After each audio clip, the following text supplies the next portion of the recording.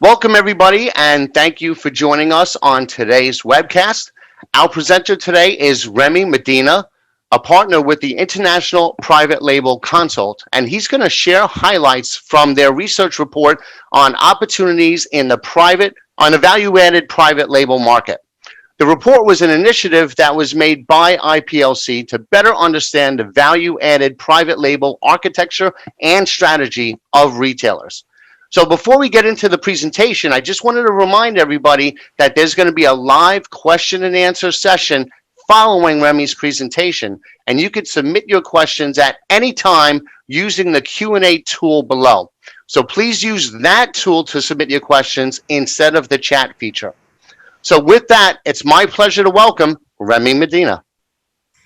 Thank you, Joe. Thank you so much for the opportunity to participate to one of your famous webinar at ECRM.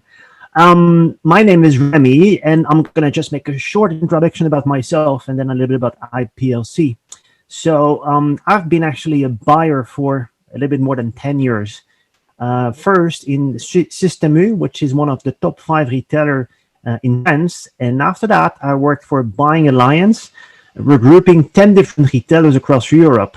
And there I was also in charge of buying private label in the category of fresh and frozen. So I've seen a lot of different retailers, how they work from inside for more than 10 years.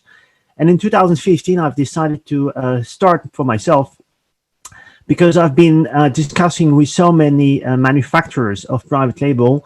And I had the sense that there was something to be done to help them even further in how they could better approach the private label world. So in 2015, I joined this company, IPLC, as an independent consultant. And I'm going to go a little bit about what it is that we do. And I'd like to first start by welcoming everyone who is now participating in this webinar. I have now on screen my first slide, and this is something I'd like to discuss about. Is the first picture you can see here. I'd like to show this picture when we talk about value-added private label. I am a French guy. I'm able to speak English, so it's quite noticeable, maybe. But here I'd like to show you a range of private label, which is a little bit unique in the sense of this is coming from a very famous place in Paris. If you have the chance to go to Paris, you can go to La Grande Épicerie de Paris. It's a fantastic department store, and they have a beautiful range of products of food. And in this small supermarket, they have decided, I think 2-3 years ago, to launch their own private label. Nobody expected that because they already are at the very far high-end premium segment. This is like the place where you can buy the most expensive product in Paris. And nevertheless, they felt that, yeah, there was room for them to develop a private label and a premium private label. So that's the reason why I like to show this as a picture for you. And if you have a chance to ever come one day, maybe in the near future, we all hope, in Paris, just go and have a look. It's really refreshing. It's a fantastic place to eat the best food you can in Paris. So I'm going to start this presentation by just one word about IPLC and what we do. Actually, we're a network of different specialists in private label across Europe. And what we do, we support the whole what we call private label supply chain. So we are not only here to support the manufacturers, but we also realize that more and more, a lot of clients are coming from retailers themselves and also from the supply industry. By supply industry, I mean like packaging suppliers, but also ingredient suppliers, anything which is related to actually what you need to use to produce private label. And we also have some clients in the farmer side. So we've been working with growers of tomato, of salads, of banana. So these are example of some of our clients. And in terms of retailers, we mainly work with retailers outside of Europe because Europe is really mature market for private label. Nevertheless, we once in a while work with big retailers here also as well in Europe.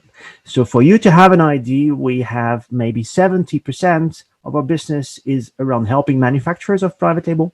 20% would be retailers, and 10% would be like the supply industry and growers, farmers. And then what we've done is that we've made a team of covering 9 different countries in Europe. And this is a business that has been established by Mr. Koen de Jong in 2003. And he felt that there was a need for consultancy specialized in private label. So what we have now is a combination of experts in a lot of different countries.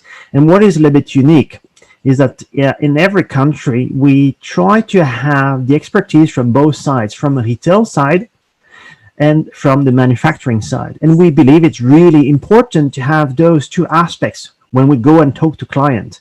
A lot of the time I have difficulty sometimes to agree with my own colleagues because we always have a different view, but that's what makes us also really dynamics.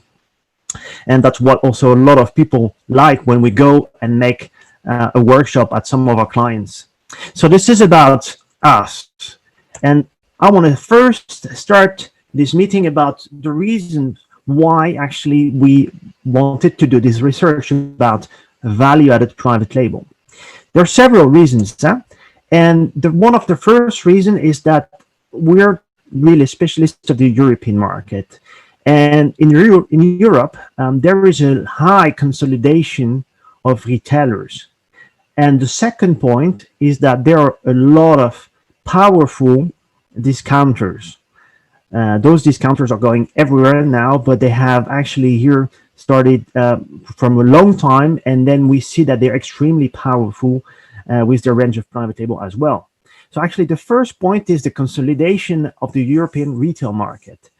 And then here what we've done, you will see in this graph, what we've done is that we've gathered the first top 3 retailers by country and the first top 5. And then if I show you this, if you look at this, for instance, in Ireland, if you take the top 5 retailers, they make almost 90% of the total market.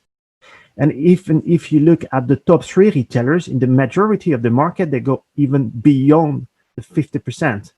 So that's just to show you how concentrated is this market and how fierce is the competition. On the second point, we talk about the discounters. And of course, Germany is the country where discounters, the biggest discounters are known from. And you see, for instance, in Germany that the market is actually dominated by 42% only on discounters. Poland is the second one, and then we go to Switzerland with the latest one with only 6%. But what you have to realize that all those figures are growing in every single market. So those first 2 reasons were really important to us. So because we've seen also a proliferation of private label offers within the different retailers. And we also are in a lot of discussion throughout the different years with a lot of retailers telling, yeah, we'd like to challenge our own suppliers to present innovations. We have capacity to develop sometimes, but most of the time we rely on our suppliers to come with new ideas. And a lot of retailers, what they want to do is they want to get out of the price war between private label. This is destroying value, and this is not necessarily what I want to do. So we made several observations. The first one is that the private label architecture has been or is being reconsidered. Usually, if you've heard about the private label, it's like the good, better, best architecture with 3 levels. We have seen in the last 3-4 years that the discount retailers have become really the standards, and they're the benchmark for a lot of mainstream retailers to set the quality, but also the price. And I give you one example from my own experience.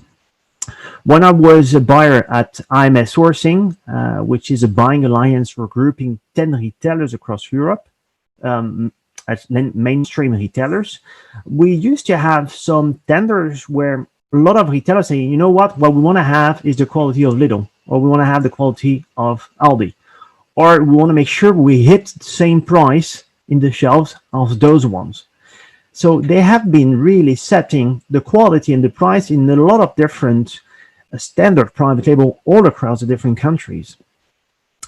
What they have done also, the mainstream retailers, they have tried to reduce the prices between their own private label and the one they could find at discounters. And again, I remember when I was a buyer also at Système U in France, it was a big challenge at the time because obviously discount retailers have a much smaller range of private labels, so volumes are really high, so it allows them to come with extremely aggressive price. When you're a regular hypermarket, supermarket, you have much more product to deal with, and then obviously volumes are much smaller, so you have to do something which is sometimes in between. Nevertheless, you have more and more powerful discounters in the market, so you have to be able to propose same quality and same price for your consumer. So it was a real challenge for me actually to come with exactly same recipe and also exactly same price. And what we see is that in this architecture, in the old one, the good, better, best. So the good one is the, let's say, the price entry range. So what we see is that this range was first made to compete between normal retailers. So there was a fight between, like, for instance, the price entry range of Carrefour with the price entry range of Auchan, not necessarily looking at what discount retailers were doing. So they were really competing on price mainly. Quality was really eroded. And then we see that because of the introduction of more and more discounters, yes, there are a lot of different retailers asking themselves, yeah, does it still make sense to put our own brand on a product where we know potentially the quality is not the best? At the same time, not putting your own brand, by putting a fancy brand, allows you as a retailer to potentially change suppliers in a more efficient manner. You can switch really rapidly and maybe follow more the raw material prices, which is really crucial in some area. So I'd like to put this example because this is our whole group, Albertine in the Netherlands. They used to have a lot of Albertine basics, so the good range for their own private label. And what happened is that they have decided in a lot of fresh product to say, you know what, we don't need to put that actually it's basic, because in a lot of fresh product, I think like the less processed it is, the more it makes sense to just leave it like it is. And then also it's a bit tricky. If a product might just be not as good as what we'd like to, maybe not put it out loud that this is our own brand. So we see in a lot of different countries those budget private label replaced by fancy labels. And in this new architecture also, we know that actually retailers, they are trying to find opportunities to compensate a lot of margin erosion because of this price fight with discounters. So observation number 2. Of course, I've showed you just before, increased competition in the retail concentration. You've seen the top 3 to top 5 are making from 60 to 90% of the total market. So actually building the shopper loyalty is more important than ever. And I'd like to put that also in perspective with what we're now all facing, like this COVID situation, where there've been a lot of people that were not necessarily going to shop online that started to discovered that actually it was working. So there is also a big risk for normal retailers to have shoppers going to the online version. So reducing the risk of losing shopper for discount retail and online players is really important. So what people are doing at retail side, they're trying to come with private label that allows them to be different. Sorry. Observation number 3. We've seen in the last 5 years that the premium segment in Europe is most of the time outperforming the total market sales growth. And I like to use Europe as the example. I know maybe today we have people coming from a lot of different countries, maybe outside of Europe. But Europe has been really a place where a lot of things has been tried in private label. And I know that most of the time when companies are asking us our expertise, they know that our Europe expertise is also very valuable because it's mature market in a lot of different countries. And just to give an example, in 2017, more than half of all worldwide new premium private label product introductions came from Europe. So what we see is that the conscious consumption is going mainstream product, and there are much more demand in terms of environment, social benefits, and this is something that actually allow also retailers to justify a higher price. They have to define what higher price means, and this is actually all the research we've been making to try to discover how retailers are actually pricing their product in this extra segment. And what we know as well is that nowadays the millennials are reshaping the perception of premium. What is premium for me might be different from a millennial. They are searching for actually authenticity, simplicity. Health is really very important and crucial. Sustainability is in the heart of every single new development that every retailer is considering now, and social responsibility. And those are indicators really important that retailers have in mind when they're developing new product. So those are the three main observation. So with that in head, we said, okay, we have to phrase our research. We have to find the sentence actually going to explain what we'll try to achieve. So what we wanted to do is to understand and define the position of what we've called a value-added private label. So you may see throughout my presentation VAPL. So that's the acronym for value-added private label. And we want to do that and see how it is into the private label architecture and how does it influence the strategy of retailers. So for us, it was really important to enhance our understanding of the size within this architecture and what were more or less the trends and the development on the higher end of this market. So this is what we were trying to do. And what we've done, I told you before that we are covering a lot of different countries. So we said first, every time we do a research, and again here I'm happy for you to I'm going to give you the link, and I think ECRM, you're going to find it as well, the link to this specific research we made. And you're going to have the opportunity also to download all the other research we've been making about private label for free.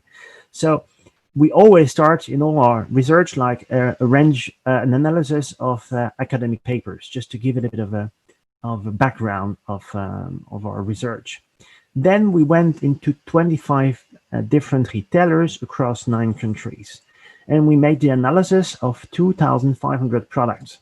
We also interviewed a lot of senior management at the retail side and manufacturing side. And obviously, we use our own knowledge and experience just to shape it. And what we've done, we've tried to select for each individual country and category, some product that you could find in across the different segments. So I'm going to go a little bit deeper after that and to let you see what we've come with. So we have done this exercise, and now we have all this data we want to analyze.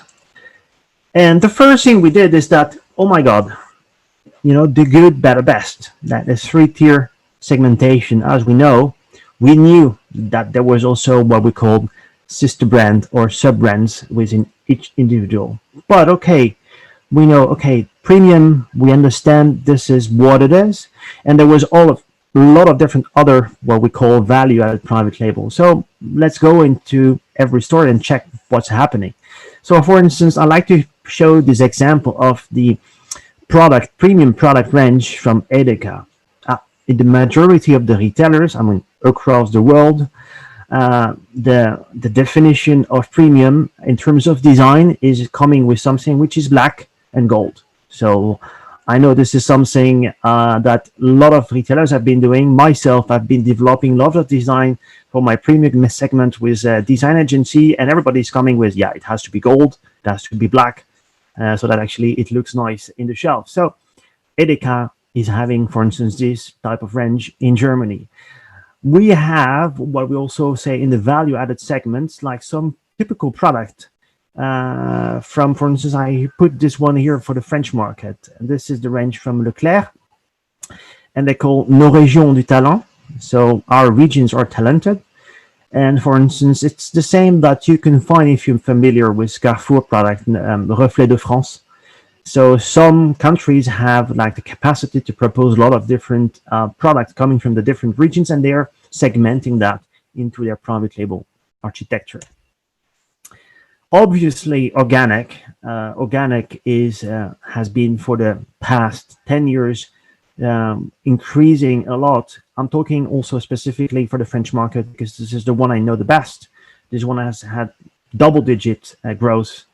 And this is something I put an example here of, for instance, the product of Casino. And this is a product, this is a range that you find nowadays everywhere in every retailers, with a smaller or bigger range, but we're going to come through that later. You even come to some specific range like vegetarian range, for instance. This is here, you can see like the veggie range as an example from the Carrefour in France.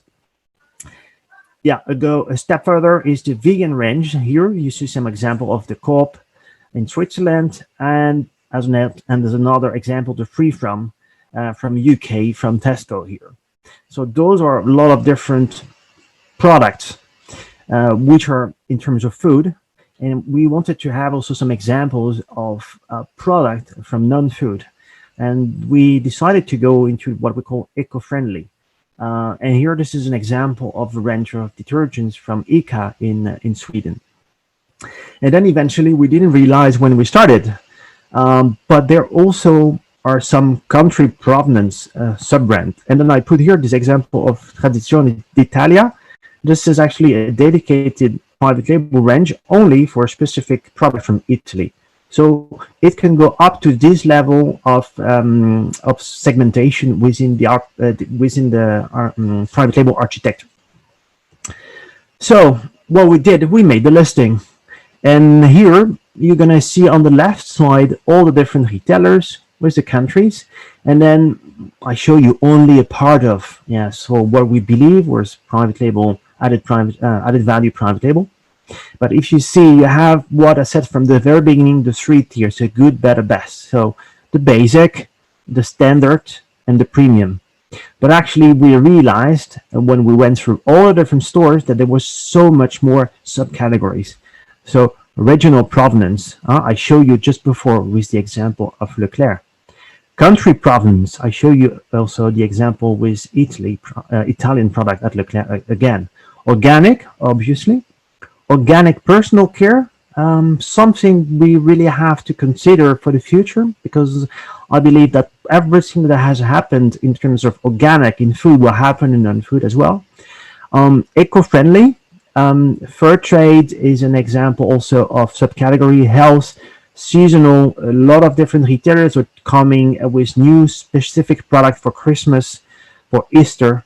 Obviously, some segmentation in terms of kids and baby. Home is also something, personal care on the go. All the retailers that have specific format for to go have also sometimes specific private label here. So what we've done is that we've tried to show and disclose every single sub-segmentation of this private label for every single retailer. So don't you worry. You can download this research and you have everything at hand, and you can peacefully look at it and see potentially where you could add value to one of those retailers. So we have to come with a definition of what do we mean by value-added private label. We see there are a lot of difference, and we are also to come with some restrictions. We could not come and they make an analysis of everything we found in the stores. So what we said is that we've defined that the value-added private label is a range where retailers charge a significant higher price over standard private label. And what does it mean significant? You'll see in a moment.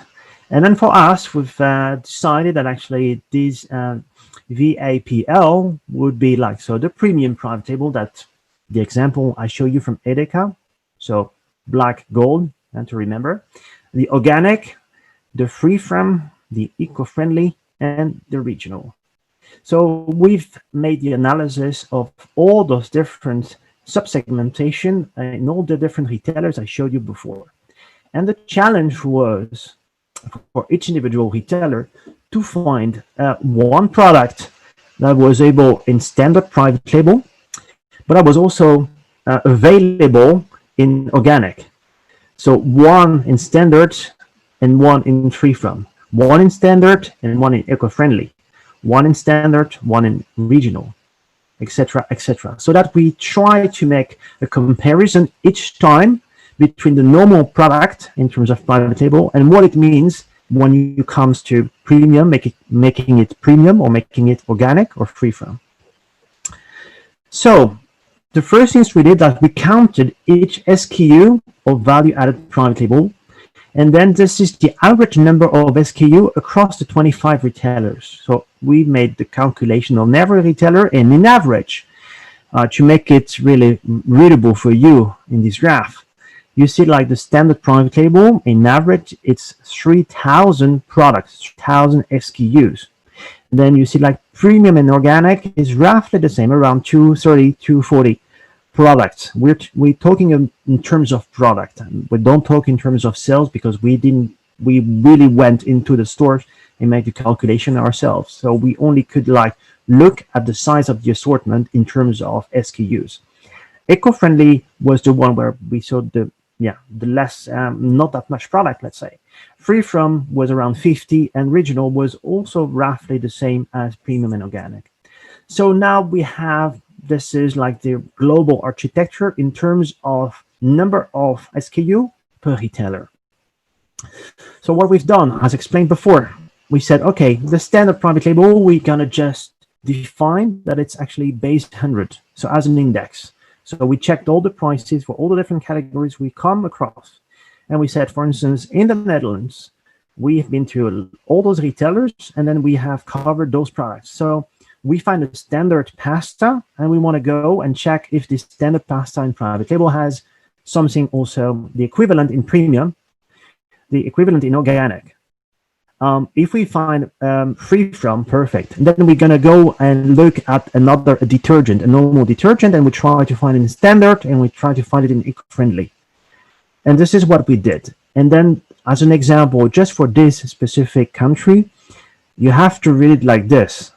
So the standard private label is 100, and it means that actually the premium is 75% more expensive. Organic is 2 times the price of the standard. And so forth. So eco-friendly 71%, free from 3 times the price.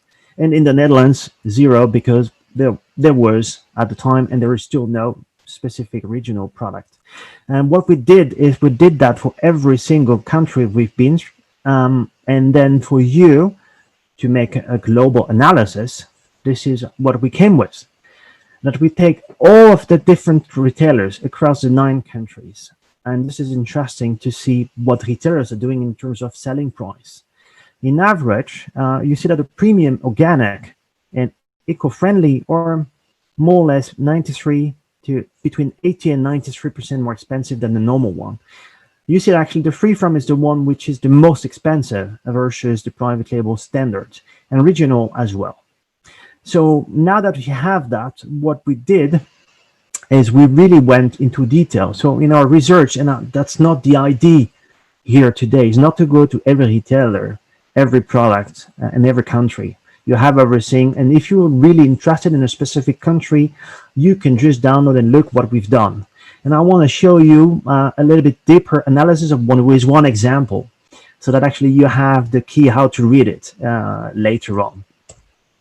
So what we've done, now that you've seen like these indexes, we said, okay, is there like a big variation between countries? Because it's interesting to see if a country is having a premium which is really more added value than this normal private label versus another.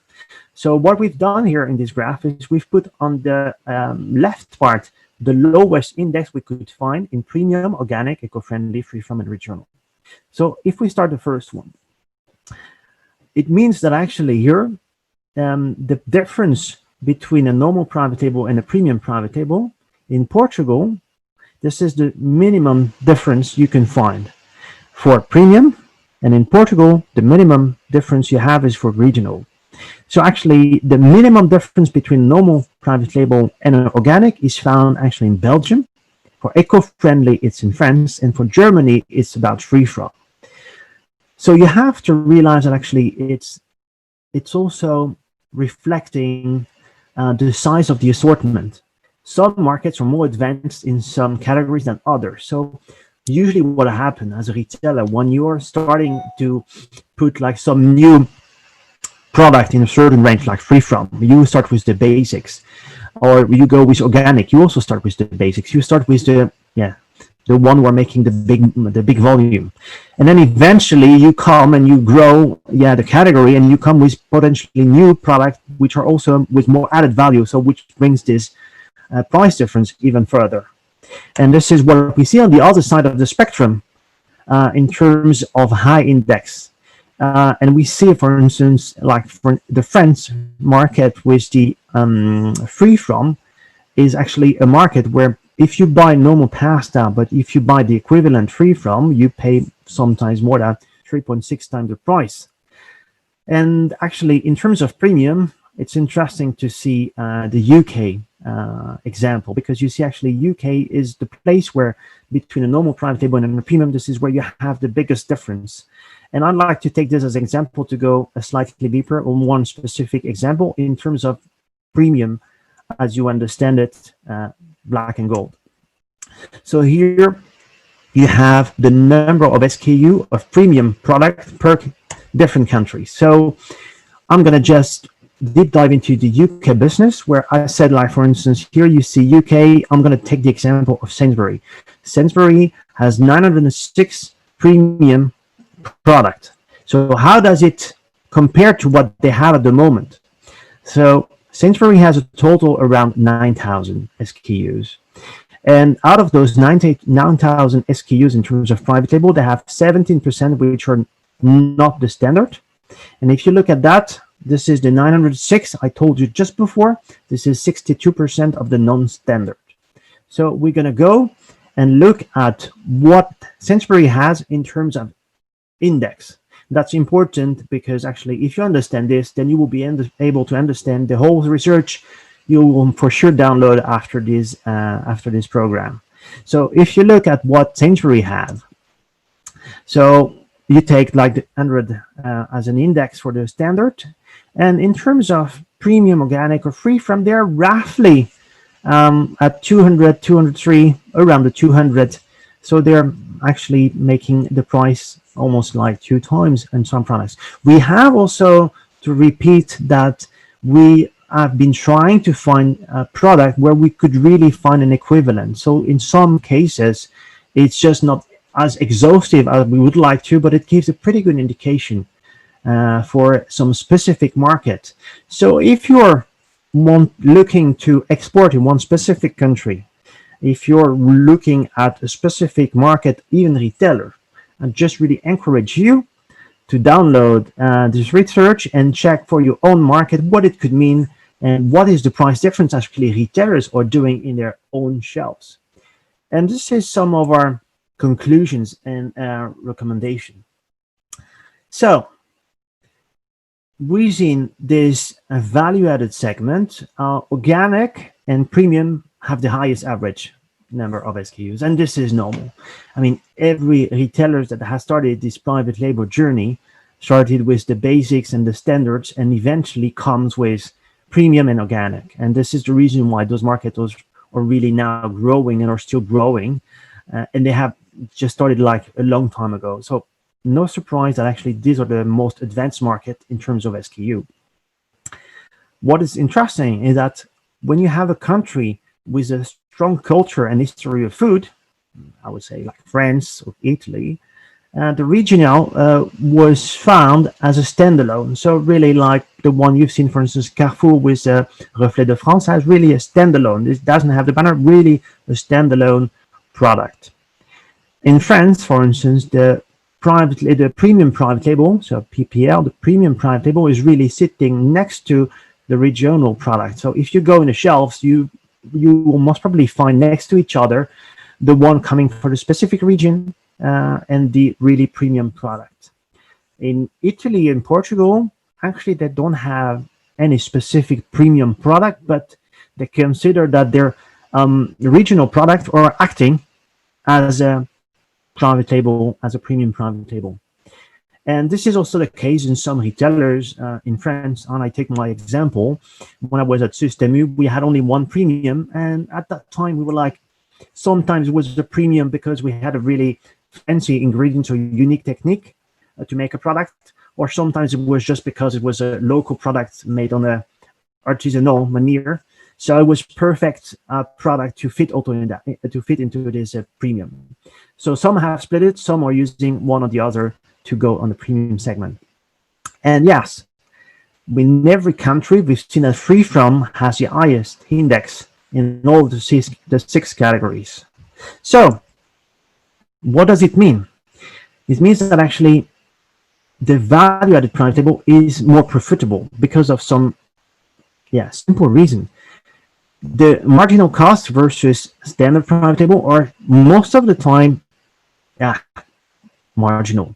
So in terms of free from and some specific organic product where raw material might be difficult to find, it might be also the case. But sometimes to go for something normal to something premium, it doesn't necessarily add too much extra cost. But as you've seen, retailers obviously are using this opportunity to have a higher selling price. And what is interesting for retailers, when you have to think about making your range, when you're a retailer, if you want to think about a specific category, do you think about extending the range? So having another yogurt, we have already strawberry, you want to come with coconut, or you have the strawberry, it's selling well, but you come with a strawberry premium with real piece of fruits and with real cream inside, etc. So actually what happens is that the consumer comes and wants to have the strawberry yogurt. Potentially it doesn't pick up the private label, but it's going to pick up the premium one. So it has a kind of positive impact on cannibalization. So potentially, yes, you are selling potentially less of the standard one, but it stays into your private label and actually you come with a potentially higher margin. So it's really interesting.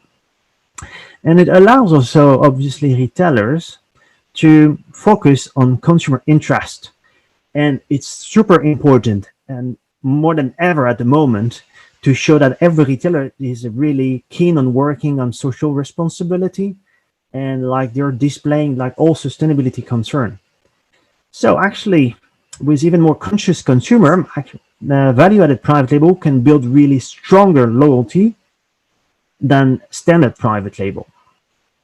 So for suppliers, what does it mean? I have, and a lot of my clients are asking me, Remy, I don't know how I should tackle this business here in this specific country. I have already product, and I don't know which product I should propose and how do I propose. And then the best things to do is what we do always when we come and discuss with our clients. We're trying to find a USP and what makes them so unique. What is the value added they can bring to retailers, and actually by knowing that you also can propose value-added product for retailers. Really interesting. So this is a lot of new opportunities, especially if you're coming as a manufacturer in the market where you know that actually every private label is already covered, all the needs are covered. So if you come, there might be 99% chances that the product you're proposing is already existing. So that's what I said. Sometimes everybody would say, well, I want to do like the big volume products. Yes, obviously this is everybody wants to do the big volume product because this is what generates big figures and also manage to decrease the cost of transport and production. Nevertheless, retailers are really more looking forward for people coming with something a little bit more with more added values, from organic, free from, for example, or premium. And then potentially, just what I said, at the moment you manage to put your foot into the door with showing something very interesting, then it's complicated for them to really close the door. And then for you, eventually, when you negotiate, the idea is to come with a first product which is a little bit unique, and then to come with your big volume product. And this is really interesting because retailers are looking for suppliers that are bringing like some real innovation. And as a former buyer, I only remember suppliers coming to me in a proactive manner. I had so many manufacturers coming to see me and say, yeah, we can do that and that. We have it already. And instead of saying like, we can do that, I always prefer the one proactive, say, we know what you have and we know that we can bring you this because we've seen that actually blah, blah, blah. So explaining exactly what is the added value you can bring with your own product, making sure that actually you can actually play your role as a proactive player. And this is also really important because it engages you as a retailer and engage you as a supplier in a deeper relationship. And I would say also for mainstream retailer, it may be better for them to propose like a bigger number of SKUs responding to all those different needs and lifestyles than a normal discounter. A normal discounter with 1,500 SKU and they're roughly in the store. Yes, it might be complicated to come and try to address all those needs for all the potential customers coming into your stores. I hope you managed to follow everything so far. I just cannot encourage you enough to go on our website and download our research. And if you have any questions, I'm happy to answer those ones. Thank you again, ECRM and Joseph, for giving this opportunity for me to speak about that topic that we really love at IPLC. And I'm glad to read or to hear some of your questions. Excellent. Thank you so much, Remy, for those insights. And we do have a couple of questions for you. And just a reminder to everybody, you can still submit questions while we're doing the Q&A. So use the Q&A window at the bottom of the screen. So first question for you.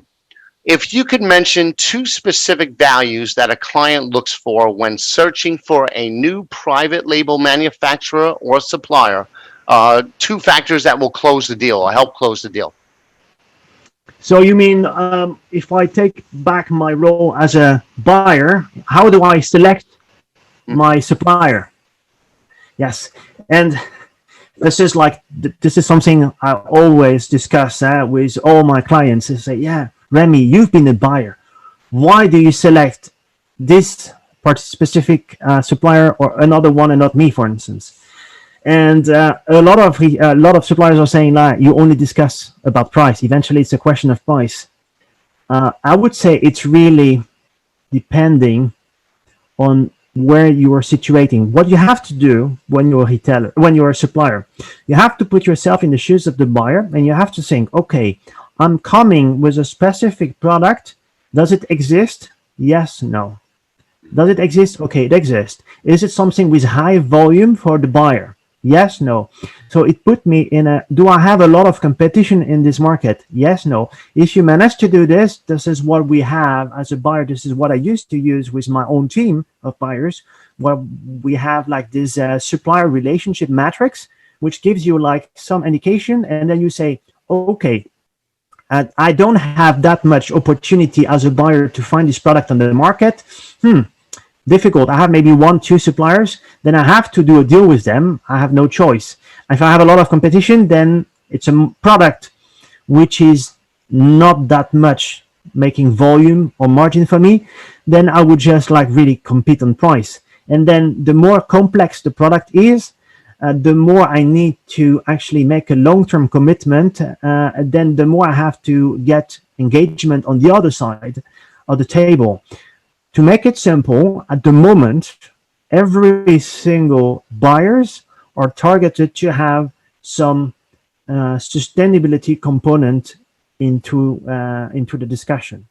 So every single supplier who is coming and making a proposal and doesn't mention even one small goals they have in terms of sustainability will not get a chance. So the one who are able to say, you know what, this is what we do. We've been doing that for ages. We have the know-how. We have everything. That's okay. But actually, we know what we want to do for the future, and we know how we want to and how we'll do it. And we understand actually what are your targets in terms of sustainability, and we're actually fitting these targets. It's not only necessarily a question of price and a question of product. Obviously, it is always. And this is what I say always, how you can get out of the price discussion. Yeah, because as a buyer, yeah, you talk about price because this is what you have to do. But eventually, if you can get out of this price discussion, it's also nice. And it's a bunch of criteria you have to take into account. But I would say the sustainability point of view is something I really recommend to every single supplier who's willing to do some private label, to think, do I have something? What does it mean for the buyer if I propose one of my products? That's really crucial. This is the first point for me. Second point, as a buyer, it's like, how well do I know logistics? It seems like obvious. You cannot imagine the number of suppliers. Eventually, I had to stop collaboration. I was almost at the end, and they realized they were not fit for my logistics system. Understanding the logistics system is crucial because those parameters are most of the time underestimated, most of the time. And I just gave the example of, for instance, of the French market. If you would work with like the biggest retailer, which is Leclerc in France, they have 15 warehouses. So if you want to export to France and you think, oh, very interesting, Leclerc is the biggest, so I have to target. Are you aware that you will have to actually supply your product to 15 different warehouses? If you're doing a fresh, you have to do maybe 7, but you have to deliver that every day. And they order on day 1 and they want to be delivered on day 2. Do you have this? So this is all the things that like a lot of export managers or facing when they try first to come and then they understand afterwards. Oh my gosh, this is something very important as well. So I would say there are 2 aspects. So if you look at yourself as a company, I think your goals, your sustainability, and your strategy, there is nothing more frightening for a buyer not to know what the company is willing to do in the future. If someone is coming to me and propose a product and I have no idea, okay, I see, I'm a little bit, I like control freak, so I would look at the website of the supplier. I would check, okay, but they also have their brand. I'm a private label buyer. This is the tricky question I always like to ask my suppliers. So you have your brand as well. So what happens? Let's say you have a COVID outbreak. Can happen. You have to restart production now. You're going to start the production with my product or your product? This is a question like everybody's. Yeah. No, you have. I like to. This is obviously I'm pushing, and this is what I say here at IPLC. We like to challenge our client and to ask those difficult questions, because this is like typically the kind of things that you may encounter when you're discussing with a retailer. So I hope it would take maybe 3, 4, 5 hours just to talk about everything. We don't have time here, but I hope it answers some of your questions. Excellent. We have another question that just came in. How do we manage different countries' labeling, language, nutritional panel, etc., all those requirements? Do the retailers design their labels and we print them, or do we have to pay any fees? Yeah, that's an excellent question as well.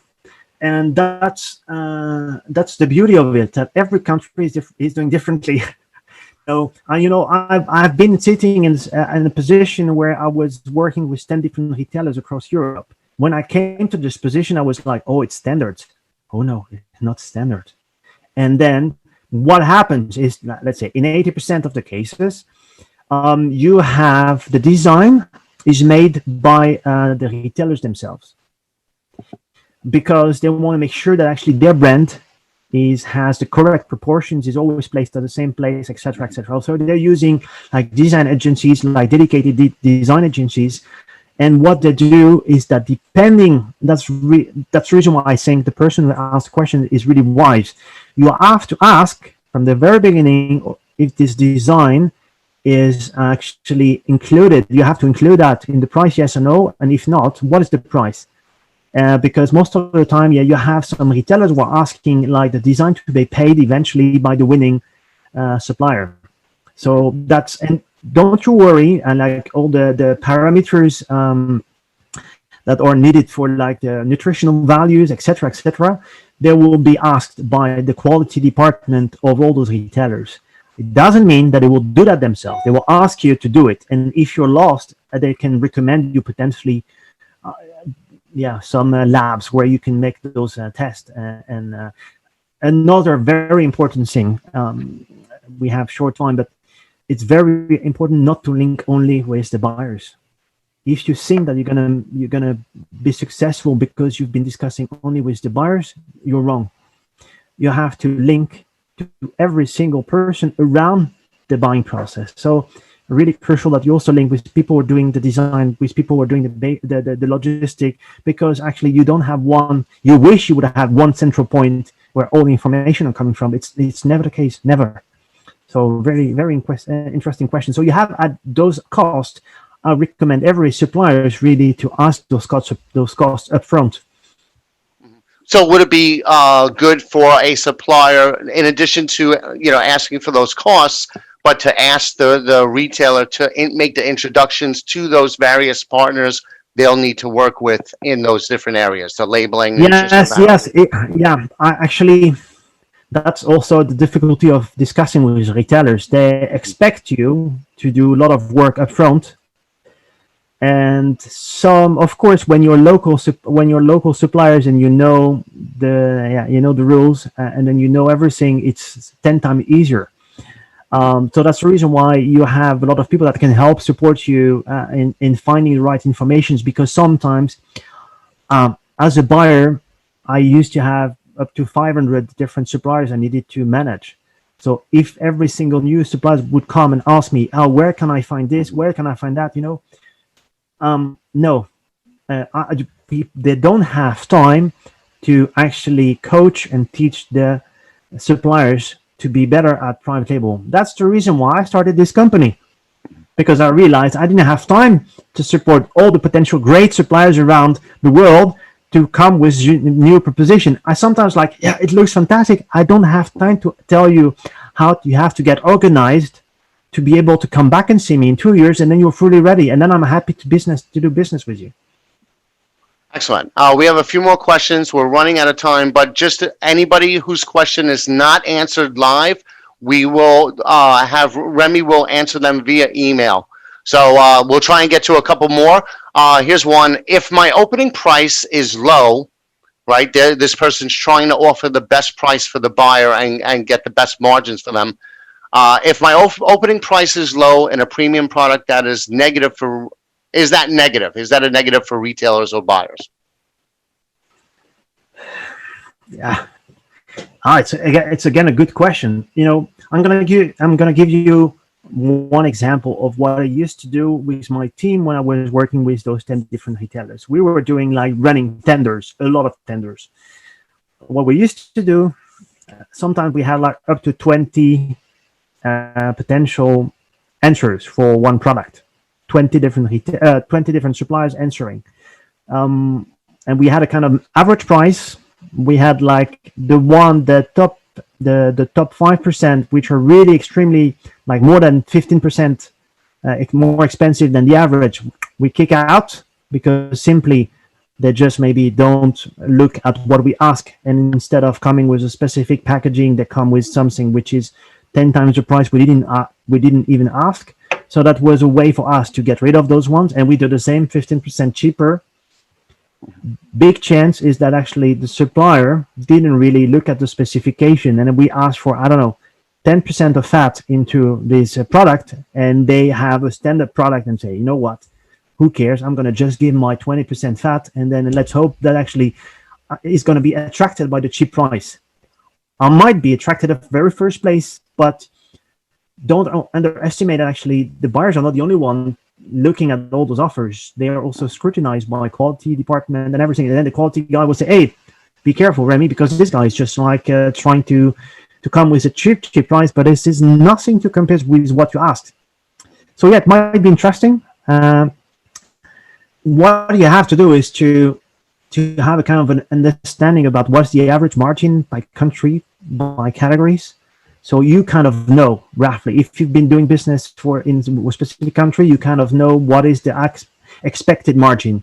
So if you have a specific product and that exists already, you look at what's the price sold in the store, you calculate backwards, and then you kind of you guess roughly what could be the buying price. And do you fit into it? Yes, no. If you're already like 15% more expensive than the guest estimated buying price, yeah, you have to do something. If you're 15% cheaper, yeah, could be. It could be also that you missed something, specification, which is really crucial and you didn't pay attention.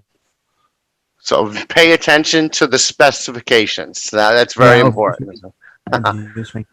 Excellent. Okay, here's another one. What is your opinion for products that are not made in Europe? Can they be considered premium? Yes, obviously. And this is, a lot of my clients are outside of Europe. I've been working with a lot of different companies, and then you have what you have to do. So if that, I would say it's valid for all. Each time you try to export some product, it doesn't.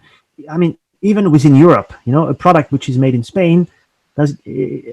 If you want to sell it in, in Finland or in Sweden, it's the same potentially as a US-based producer who wants to sell it in UK. I mean, there is not much difference. What you have to realize is that what makes you as a producer so unique that actually, if you're based in US, what is that you have so unique that you can do in US that you can't do in another country?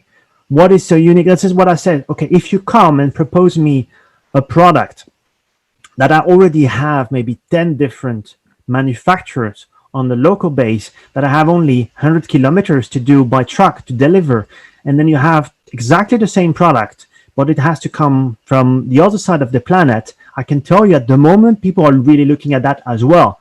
Even if you maybe are really extremely good in terms of price. I'm talking mainly here about, let's say, food, non-food. I would not say about every electronics, etc., etc. It's a different world.